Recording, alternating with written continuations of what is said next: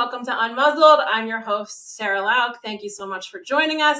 Today, I have a very, very special guest who has actually been my friend, I believe, for over 10 years. I was trying to do the math, Cynthia, but it's been a while. And I'm so proud to know her and all of the wonderful work she does. I will always support Safe Humane Chicago. We will get to her in a second. Sponsors, you're up first. Thank you so much to our presenting sponsors. Canine Cruise is the place to take your pet. They offer dog and cat boarding, dog daycare, pet retail, and mindful day school. With over 12,000 square feet of indoor space and a spacious yard, they're the one-stop shop for professional pet care in Chicago. Bark Pouch makes mess-free lickable treats for a delightful time with your dogs. Reward good greetings, treat calm table manners, or enjoy a walk together with their easy-to-use pouch. With 5 irresistible all-human-grade recipes in 2 sizes, even picky pups find a favorite. One gentle squeeze and a quick lick of Bark Pouch treats, and you'll enjoy amazing attention, even when you're wearing gloves. Hopefully we're out of winter soon, though. Kiki's Corner Natural Pet Foods in downtown Winfield, just a block south of CDH Hospital on the railroad tracks. Kiki's has all your food and health aid needs for dogs and cats.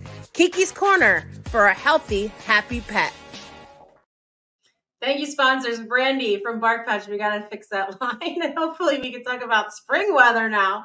Although I will say I did wear my heavy jacket today, and I was not happy.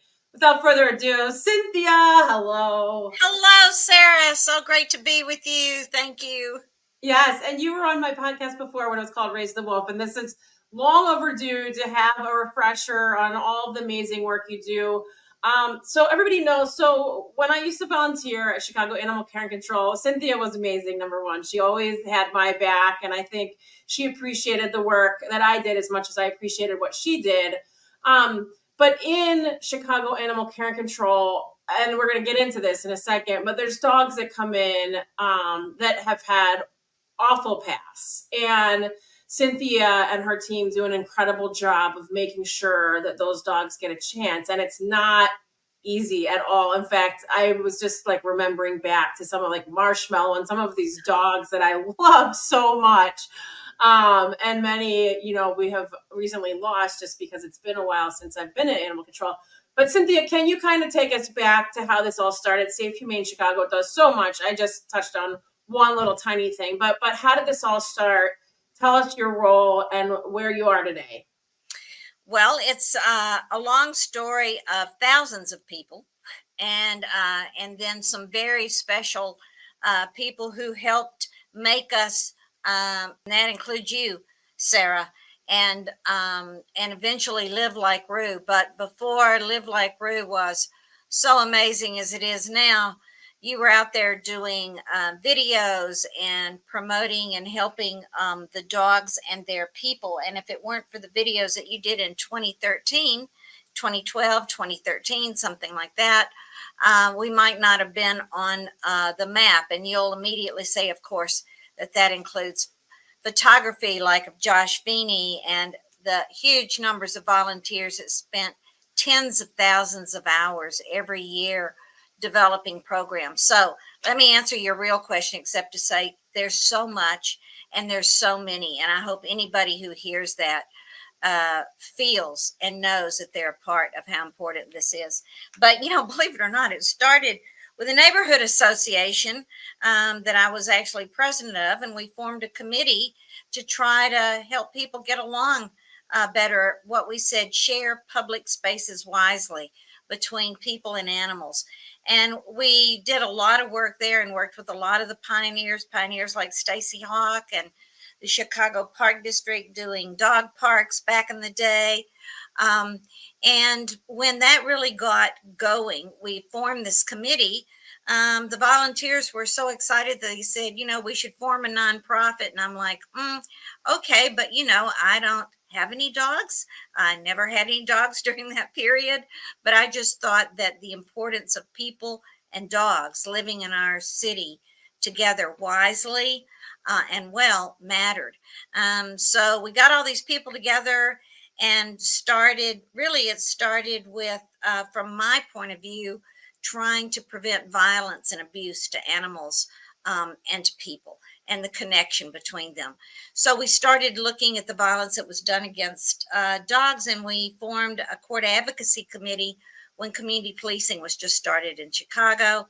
And there's a lot of details in that, but basically we followed every case that had anything to do with an animal based on just abuse, neglect, that sort of thing, dog fighting, domestic violence, and followed those cases, and got a real committee and formed a group with the Chicago Police Department, the Cook County State's Attorney's Office, and started a real court advocacy program in 2010. But that's not before. We developed youth leaders at Walter Payton High School and at Lindblom. All that was prior to 2010. 2010, we were finally able to roll out the court. We started court advocacy in 2000. I misspoke, 2000. By 2010, we were actually able to deal with the dogs, which is no small matter, to be able to see them. And we found out that the dogs that had been impounded at Animal Care and Control, because they'd been rescued by law enforcement and brought there, basically were seen as evidence. And across the country, this is still much the case.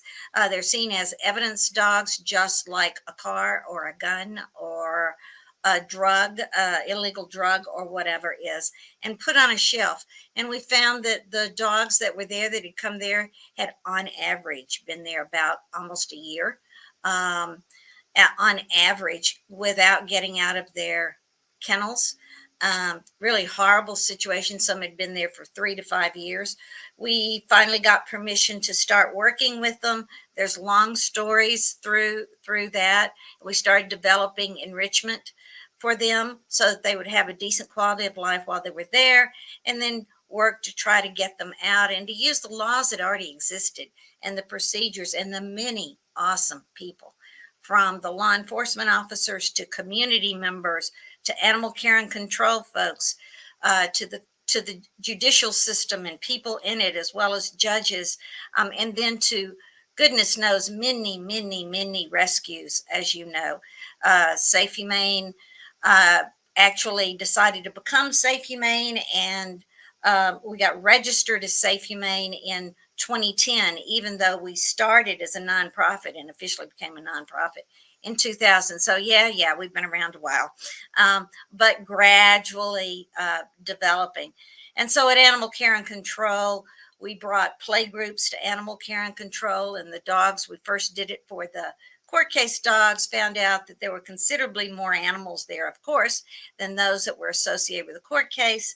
So we expanded that. We continued in-kennel enrichment, sociability classes, other sorts of things, and then connected them to the young people that we were working with in schools, taking high school youth into grammar schools. We started a lifetime bonds program where we worked with the detention centers and worked with the young men there at the Illinois Youth Center, brought them to Animal Care and Control, and then started taking dogs from Animal Care and Control for them to connect with.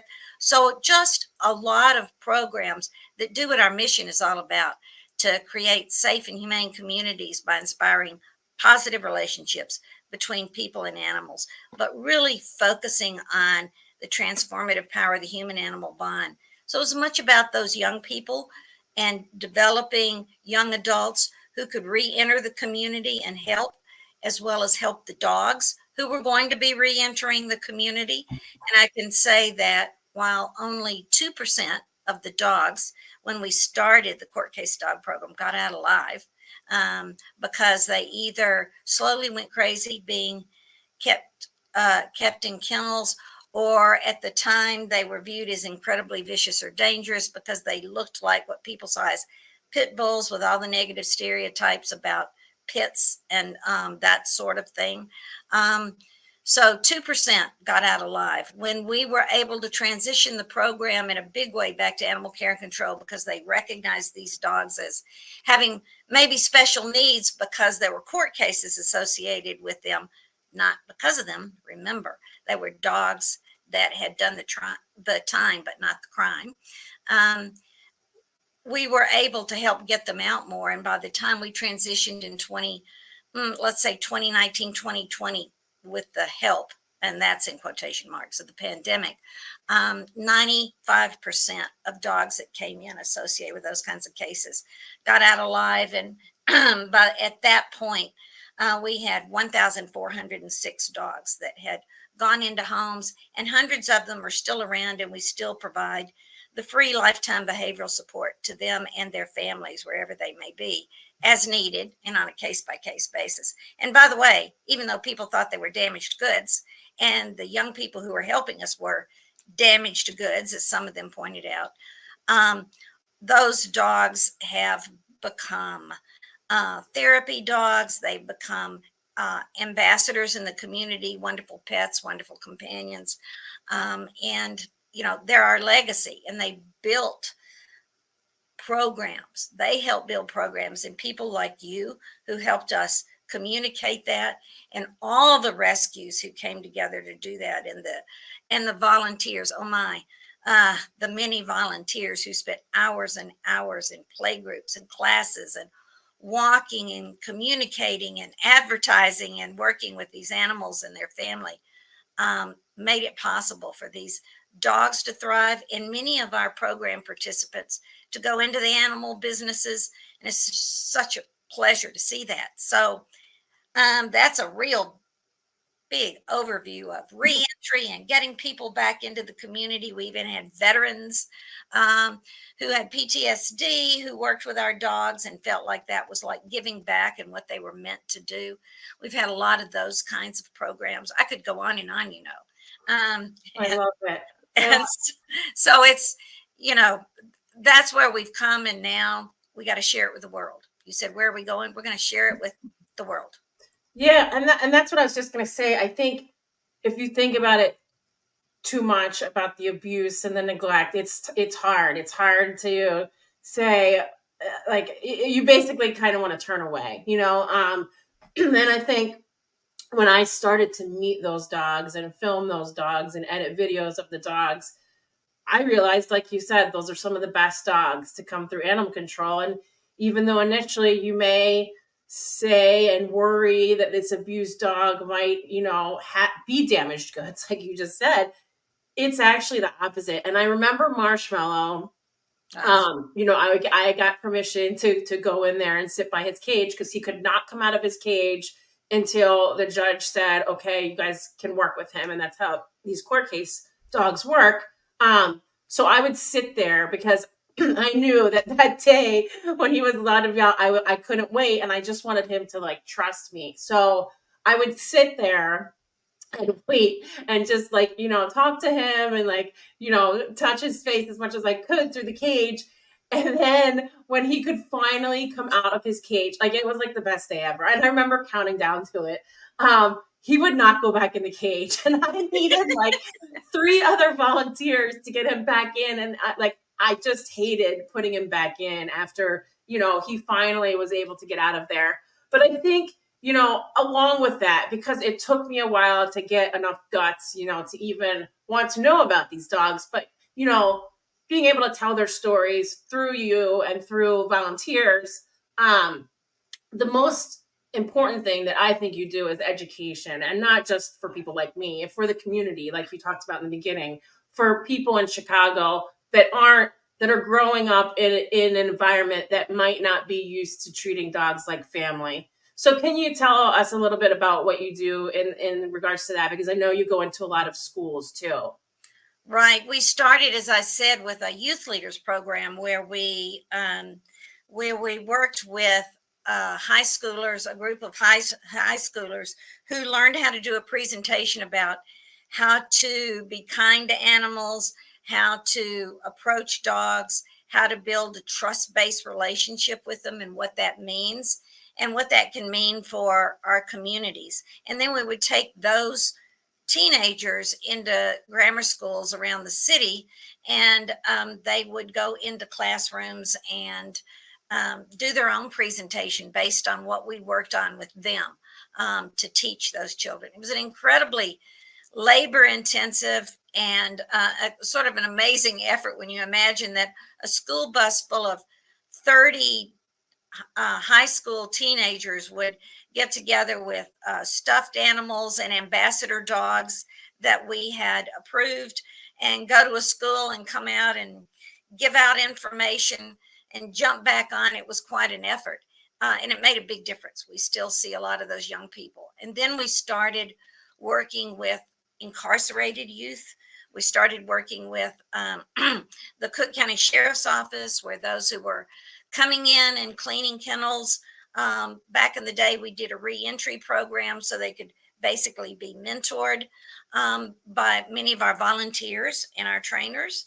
And in fact, 2 of them are at Animal Welfare League on the South Side, going full speed ahead, having been in our program and at Animal Care and Control, and working with the dogs and working with the people who come in there. And at the Illinois Youth Center, we do the same thing. We had internships, and we still go and try to teach them about compassion and learning. But one thing I do have to say, and this is about where we're going, is that along the way, we have learned an incredible amount. And we've always been about education in what I view as a very positive sense.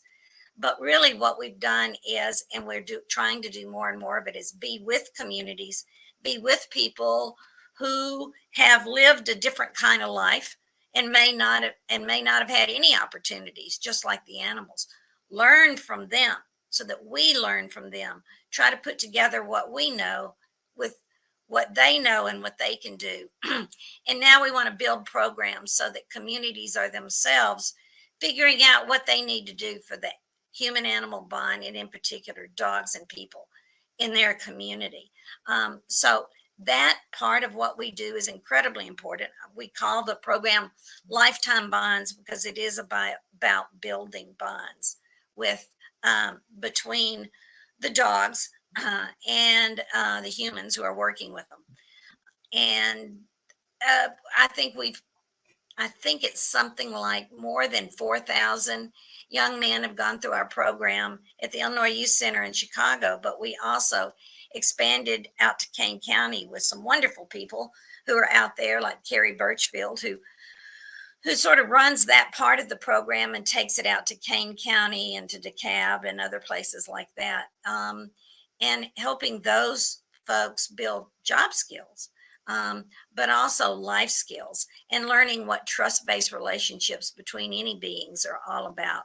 And that does build safer, more humane communities. And it's all about providing the opportunity, listening, learning, helping, and collaborating. Yeah, so important. And I do think, when you are in the community and not just preaching to the community, it is really important. I think too, we all have evolved, 10 to 12 years. Like I talked about this on this podcast before. I used to like scorn owner surrenders. And then, because I was there volunteering and having to figure out what is the story with this dog and can I save this dog? But when we started CRISP, it was about listening to people and listening to owners and trying to help them. And you kind of evolve as things go. And now, obviously, with this current shelter crisis in America that we kind of all knew was going to happen after COVID, it's become even more difficult. I know that you're working on some new things. Do you want to chat about those a little bit?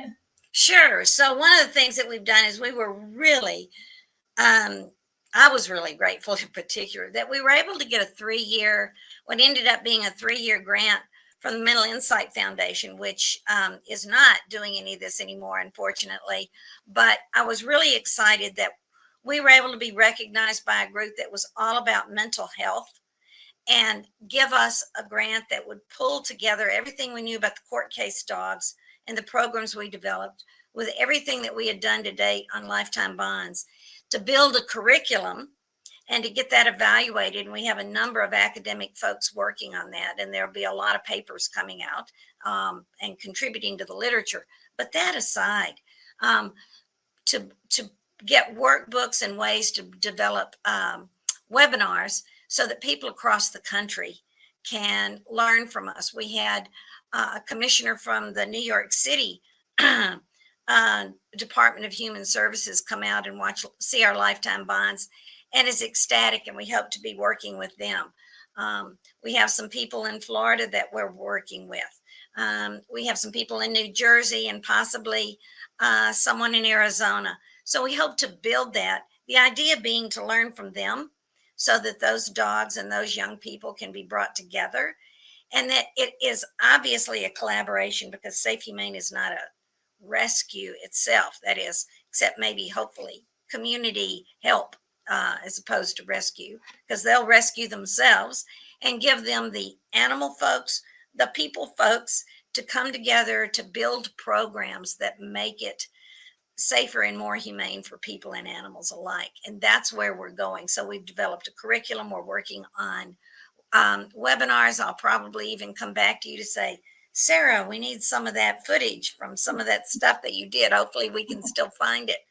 And put together those things. We've already started going to conferences around the country, and then be available to help them, not do it for them, but to help them take what they have and give them the ideas to build on what they have, to do what Chicago did, which is I'm so proud of, because it really is about a huge community, as you know. Yeah, I mean, I think it's amazing that you don't gatekeep. Like, you want to help other people, and your knowledge and the experience you have, it's unmatched. So those communities are just going to get bigger and better, and offering it to more people, so important, especially, like I said before, especially now. It's so needed and so necessary. And it is one of the things that we did after COVID and the court case dog program. And we can consider it a victory that Animal Care and Control just took on those dogs as if they were just another part of the population, which is important. And so we realized we were so, and I'll just say it about myself, so proud of the court case dog program, because they were all evidence. We created the name, we trademarked it, not to keep it from other people, but so nobody would keep it from us. Right. And we realized that we were so caught up in all that and what we did, because we provide them free lifetime behavioral support. We decided, we should expand it to others. And we, for a brief time, for a year or so, we did a little program called PALS, and they're wonderful. They're program dogs, ambassador dogs.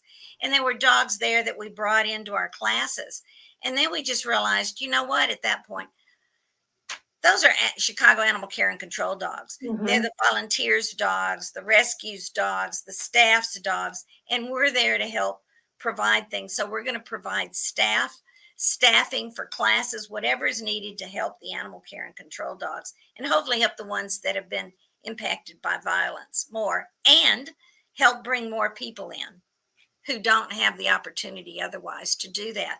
And now that some of the court case dogs, as you mentioned, are getting, so actually they've lived a lot longer than I would have expected, given now. You have even, through Live Like Rue Foundation, been able to help some of the court case dogs who are victims of cancer. And while it just pains our hearts, and we know it, to have an organization like yours do that is just phenomenal, because we provide some medical help. We mostly provide behavioral. To have your organization and help those dogs, I can't talk about it too long or I'll get choked up. Yeah. I'm honored to help, honestly. And as you know, any shelter dog is a Rue family for life, and especially the shelter where Rue came from. But Cynthia, thank you for all you do. Please, everybody, go to their events, check out the website, safehumanechicago.com. .org it is, right? Sorry, my bad. See, there it is. Don't listen to me. Foot.org. We're a nonprofit. But they do amazing work, and following the stories and seeing the success. I'm always in awe. So thank you, Cynthia, so much for joining me. Really thank you for having me, and yeah, thank you for everything. Yeah, and please, if you're looking for a place to donate monthly, give them your money and watch the work they do, because it is really incredible. Thank you so much, Cynthia. Thank you. Everyone, check them out again. Here's just so I don't mess it up, safehumanechicago.org. Cynthia, thank you so much for joining me. Supporting sponsors, you're up. Thank you so much to our supporting sponsors. Give the gift of joy and memorable moments of furry loved ones with a gift card from Kimberly Kingen Photography. For more details, please visit her website at kimberlykingen.com or contact her directly at her email, kimberly@kimberlykingen.com. The Canine PT is Chicago's highest rated dog physical therapy clinic, and they're dedicated to enhancing the lives of your four-legged companions as they age or when recovering from an injury. They also offer a discount for rescue dogs. For more information, visit thek9pt.com. That's THEK9pt.com. Anything is Plausible is Chicago's premier dog training company. They offer group classes for every stage of your dog's life and have a talented team of behavior specialists to work through any issues that need modification using positive reinforcement. Check out Anything is Plausible. Liz Starks at Guaranteed Rate. Check with Liz for the absolute best mortgage options. She helps when others can't and even calls it rescue loans. Buyers, sellers, investors, give Liz a call. She can lend in all 50 states. NMLS number 224526. Thank you, supporting sponsors. Thank you, Cynthia from Safe Humane Chicago. Please go check them out. See you guys next week. Bye.